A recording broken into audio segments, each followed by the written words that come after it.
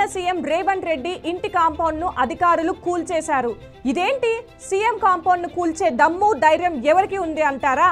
అయితే ఆగండి అక్కడికే వస్తున్నా. కొడంగల్ నియోజకవర్గంలోని తన సొంత గ్రామంలో రోడ్ల అభివృద్ధికి తెలంగాణ ప్రభుత్వం ప్రత్యేక దృష్టి పెట్టింది.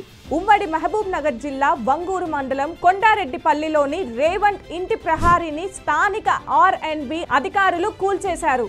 ఈ మేరకు తెలంగాణ కాంగ్రెస్ ఎక్స్ వేదికగా పోస్ట్ పెట్టింది. కొండారెడ్డి పల్లి గ్రామ పంచాయతీ పరిధిలో 4 కిలోమీటర్ల రోడ్డును సుమారు 8 కోట్లతో విస్తరించి పటిష్టం చేస్తున్నారు. మహబూబ్ నగర్ నుంచి చించోలి వరకు ఉన్న 110 కిలోమీటర్ల రాష్ట్ర రహదారిని జాతీయ రహదారిగా అప్గ్రేడ్ చేసి అభివృద్ధి చేస్తున్నారు. దీనిలో భాగంగా దుద్యాల నుంచి చించోలి వరకు 45 కిలోమీటర్ల రోడ్డును 4 లైన్ల హైవేగా నిర్మిస్తున్నారు. దీనికి కేంద్రం 600 కోట్లు మంజూరు చేసింది. దీనివల్ల కొడంగల్, తాండూర్ ప్రాంతాల్లో ట్రాఫిక్ సమస్యలు తగ్గనున్నాయి.